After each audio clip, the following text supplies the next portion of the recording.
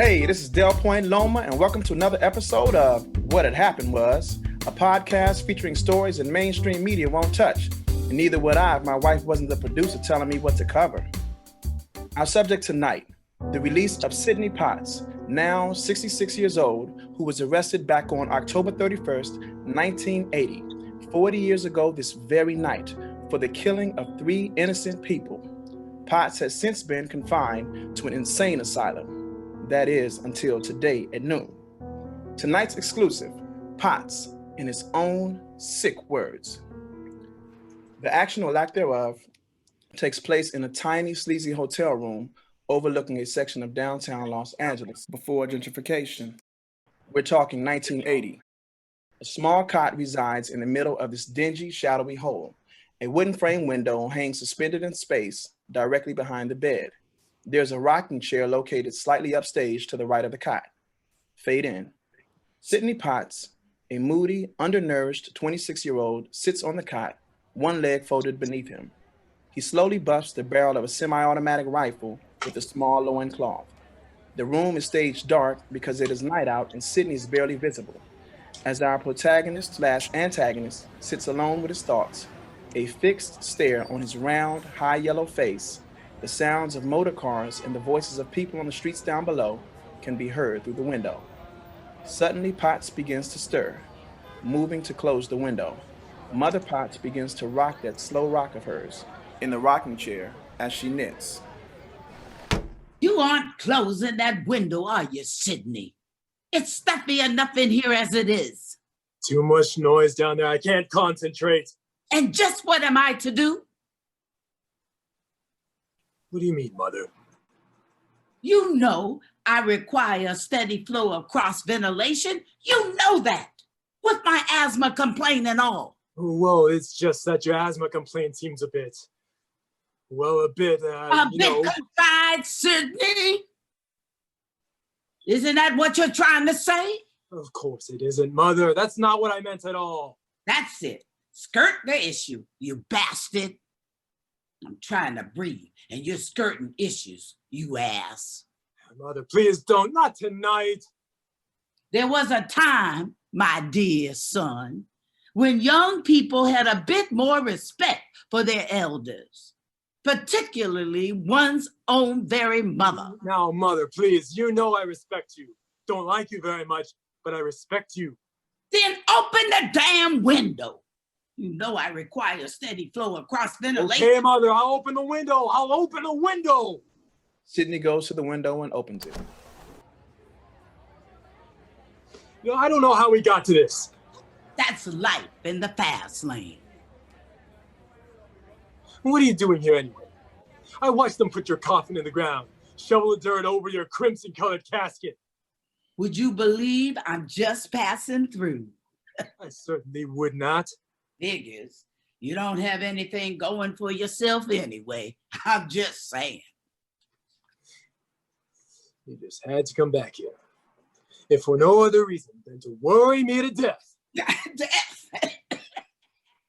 Mother Potts begins a very annoying laugh as she again begins to rock and knit and rock. On the eve of my greatest accomplishment. You, who would call your very own son a bastard. Well, who should know better than I? Besides, you're the only son I got. Shit, you telling me? Sidney sits back down on the cot and again takes the rifle in hand and begins to buff it. Want to know what it's like to die, Sidney? There's no pass and go, Sidney. Oh, no. All I do is rock and knit, on and on, day in and day out.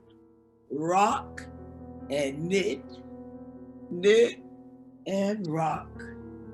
You had to come here and put me through this, huh? Death ain't no picnic, buddy. Every day you come and put me through this. I suppose I'm bound to take it. Suddenly, Vivian Trimble materializes upstage on Sidney's left. But then that isn't completely true, is it, Sidney? Sydney's mildly surprised to see Vivian standing there. Tremble.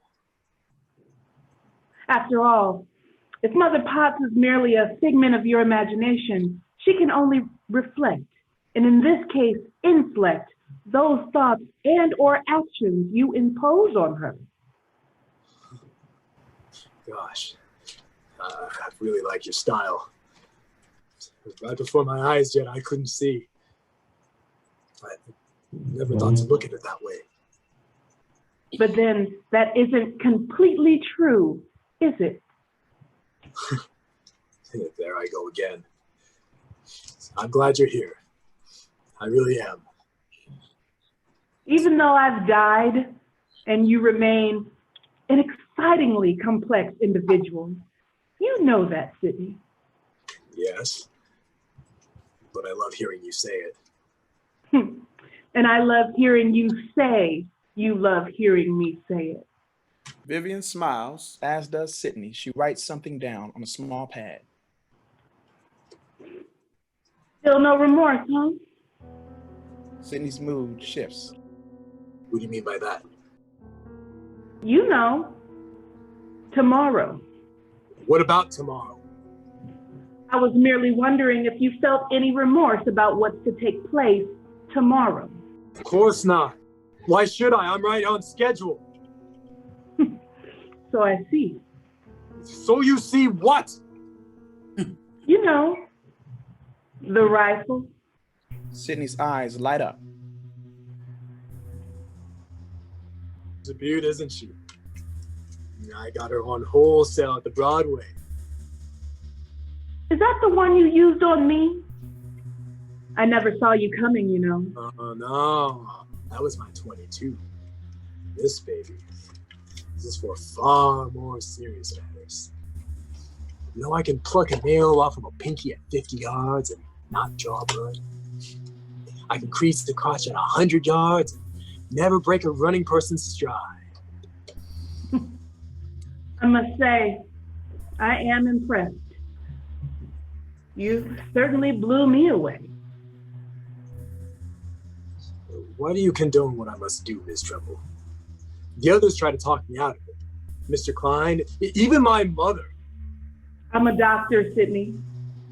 It's my job. Am I supposed to take that to mean you understand that I'm hopelessly insane?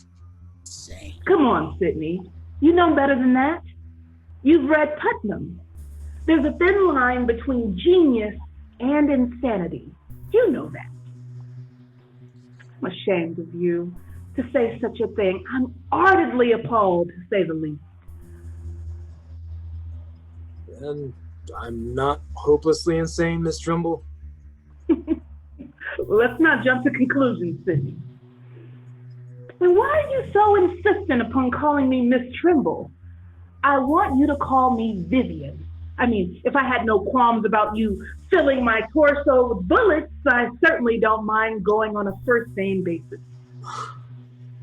That's very nice of you, Vivian. Now, was that so very hard? I kind of wish we had gone on first name basis before. Before the murder, Sydney. Say it.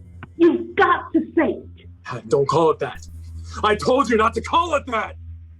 Mother begins to giggle as Sam Klein, slightly sauced, steps from the shadows. And what would you call it, Sydney Potts?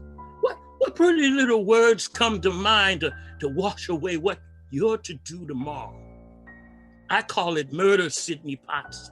You hear me, Sydney? I call it murder. Sydney moves towards Klein, raising the butt of the rifle. Go ahead, hit me, I dare you. My head is so hard it'll throw the sight of your rifle off. Sydney examines his rifle.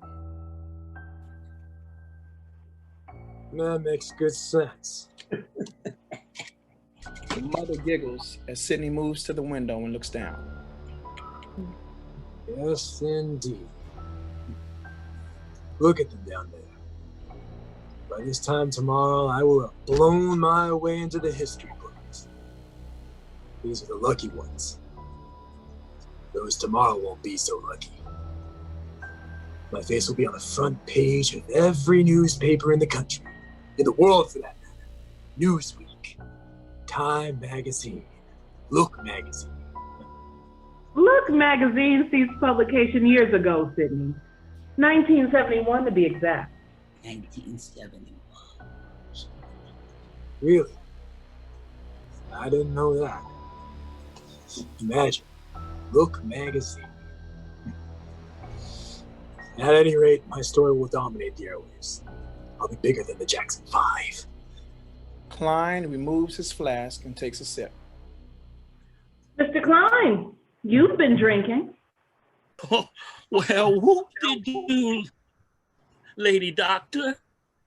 This man is on the verge of committing mass murder, and you're concerned I've been drinking.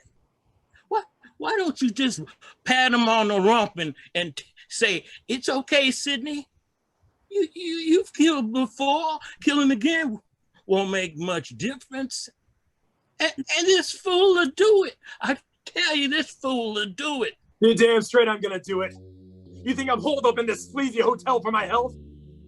You should have seen the condition of the toilet seat when I checked in.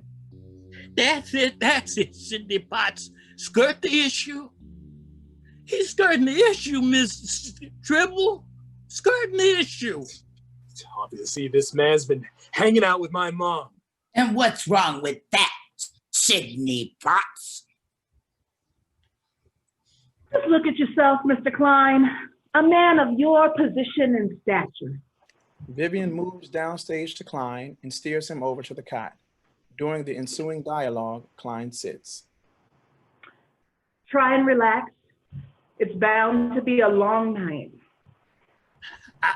I don't know, Miss Trimble. I guess dying is just too much to take right now. In due time, you'll make the adjustment. Trust me. Why'd you have to do away with me, Sydney? Why'd you have to do away with me? Mr. Klein, this leads nowhere.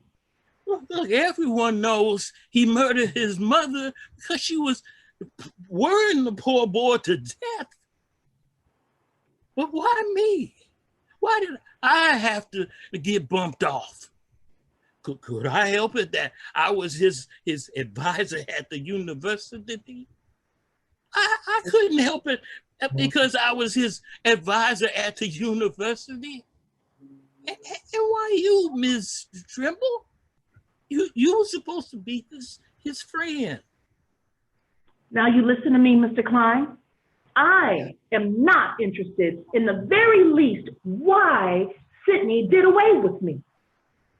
Well, but that's not completely true, is it?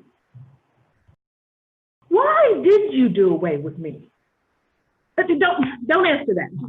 Don't answer that. Of course, I already know why Sydney did away with me. I'm his analyst, ain't I? Aren't I? You, my dear, have a better understanding of this than I do. Me, I got to have the booze. Understand me? You hear me, Sydney? I've got to have the booze. Come on, Klein.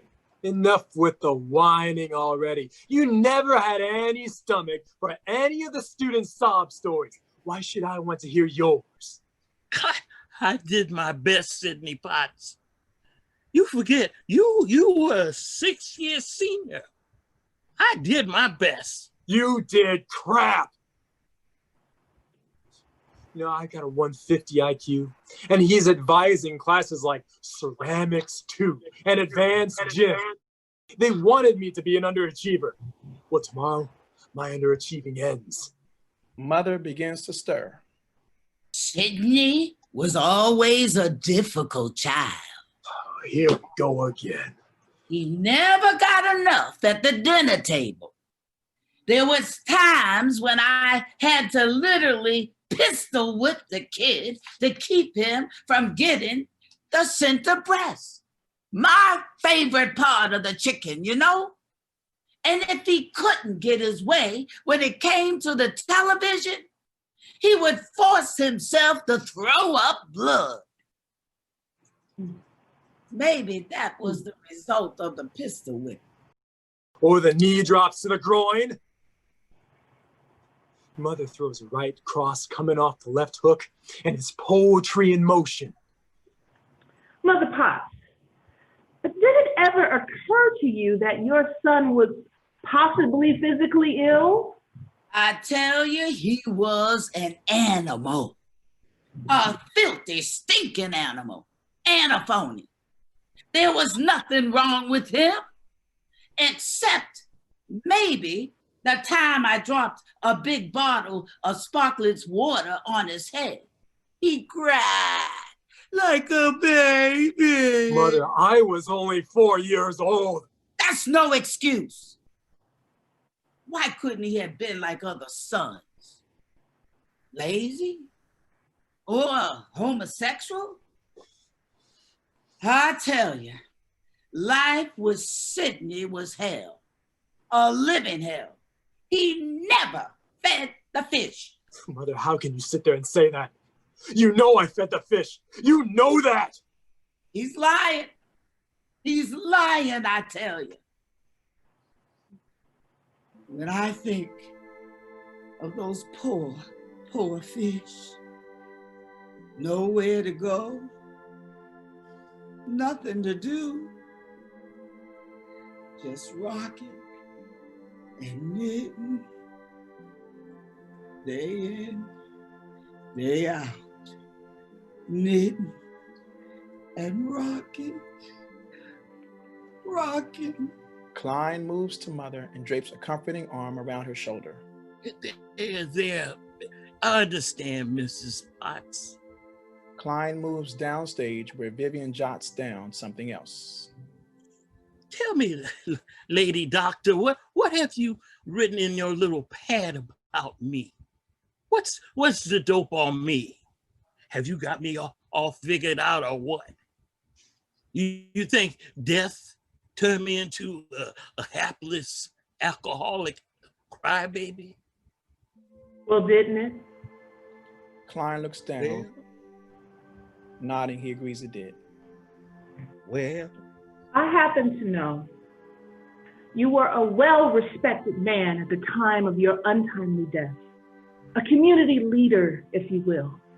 There was talk of your running for political office. I have no doubt that death has done this to you. I'm afraid you're wrong about that one, Vivian. Klein here was on the sauce before I done him in. why it simply isn't true. He's lying. He's lying. Am I big-time community leader? Klein had started seeing a flat-chested woman who worked at the counselor's office, Margaret Beals. They used to get smashed every chance they got. And Klein's wife found out about it and filed for divorce. Mr. Klein? Klein lowers his eyes. She didn't have all the class in the world, but after years of leading a so-called well-adjusted cookie-cutter existence, a man needs that kind of relief, you know? Margaret had a way of making a man feel like a man. Something my wife Virginia either couldn't do or I wouldn't do. Balls. Margaret had balls. It was hard to keep up. That is, I couldn't keep up until the booze. I've been a closeted alcoholic ever since. Pitiful. And much too much information. So you see, death hasn't really changed much for me. And this is a man who's telling me one day beginning country and Western music appreciation is going to come in handy. Yeah. You could have shown me some mercy, Sidney. There's no mercy except by the hand of God. And he obviously wouldn't be caught dead in this hotel room. Suddenly, Klein is on his feet and moving at Sidney threateningly. Now you did.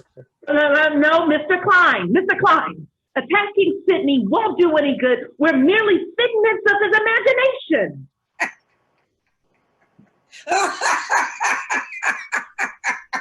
Mother begins to giggle that crazy giggle of hers, but then her good mood changes.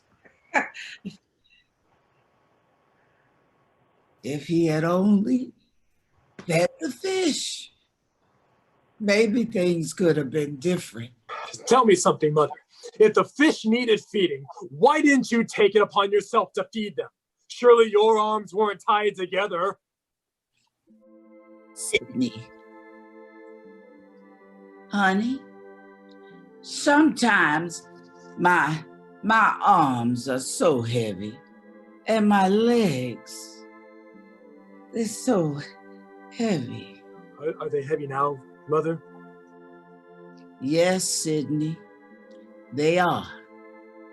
Rub my neck, Sydney. Could you rub Mama's neck? Yes, Mother. Of course I will. Sydney moves to Mother and begins to massage her neck. There. Is that better, Mother?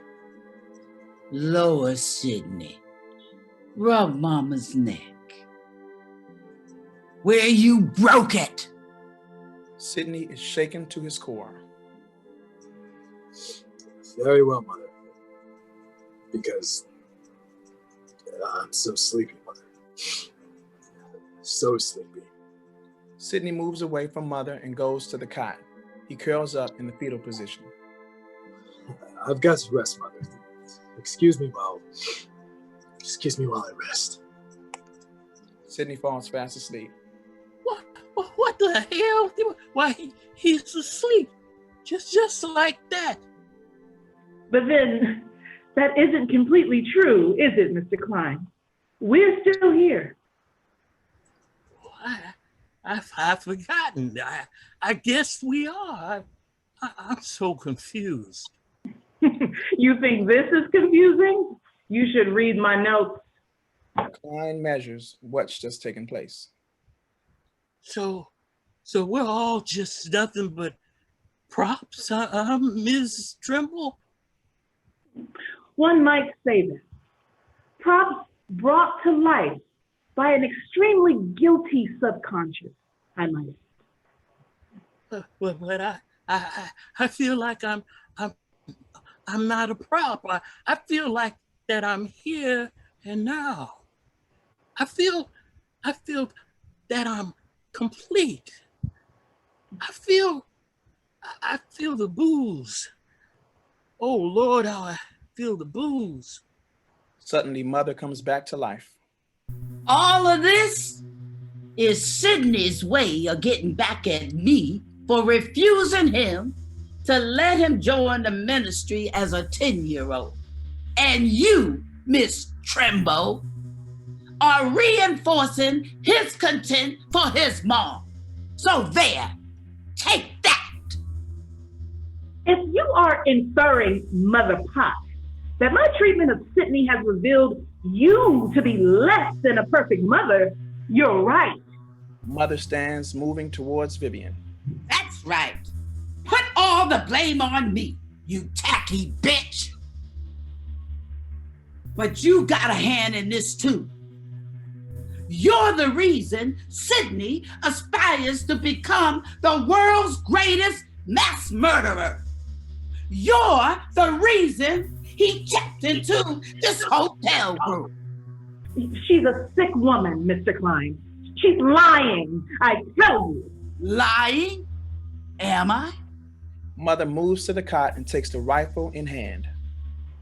Go on and shoot, Mother Fox. I'm already dead. Mother removes a pair of panties from the butt of the rifle. What are these, Lady Shrink? What? Why does he keep a pair of panties in the butt of his rifle? Go on. Tell him. They belong to you. You just won't stop until you've driven us all mad, will you, old lady? Just like you did Sydney. just like you did Sydney's father. I feel no pity for any man who'll run off and join a herd of buffalo. Now, me, the panties are mine, Mr. Klein, but they are strictly a symbolic gesture, I can assure you. Symbolic? But then that isn't completely true, is it, Mrs. Potts? Sydney fell in love with me during my treatment of him as a paranoid schizophrenic at the Kiley Institute for the Criminally Insane. I knew Sydney has developed a great deal of affection for me once intense treatment began and we started understanding and trusting one another. But then that wasn't very uncommon in my line of work. I simply underestimated just how seriously his crush on me was. Then one day, while I was attending a conference in San Francisco, Sydney simply walked away from the Institute. How he eventually managed to locate my place of residence, I'll never know. Wait a minute. Just a minute, Ms. Trimble. Wasn't that information on file at the university? Well, yes, it was. I was in close contact with staff members, etc., while treating Sydney for the murder of Mrs. Potts here. Oh my, then that explains it. As Tyler would say, that explains what? That explains why I was killed. Shortly before I was brutally murdered, I discovered Sydney had entered the university just before daybreak and was in the process of rifling through the office drawers. Yes, we all know the rest. He beat the living crap out of me. It's all coming together. It couldn't have been very long before Sydney found me in a rather compromising position. He found her screwing the pizza man. Well, he delivered. Klein moves stage right. What I want to know is, what now? How can we prevent Sydney from going through with this crazy murderous scheme tomorrow? On the wagon, the better part of 5 minutes, Mr. Klein, and already you're trying to run the show? What do you think I've been trying to do all this time? Hey, I just asked a question. Why do you think I've been trying to get Sydney to come to grips with the consequences of his actions? And every time I come close, he just manages to back away. Sydney begins to stir on the cot.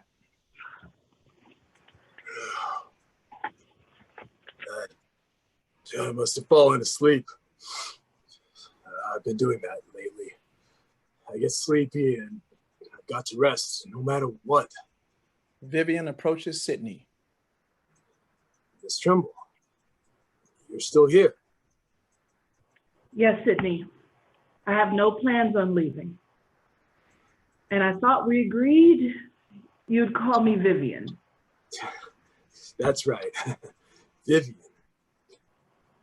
Say, did I tell you I bought myself a new suit to wear when I'm taken into custody tomorrow? I plan on looking my best. Why, that's wonderful, Sydney. Klein throws his hands up in exasperation. This is therapy? Oh my God. Mr. Klein, please. Don't pay him any mind. I never do when you're around, Vivian. The perfume is so captivating. Well, that's what it's called.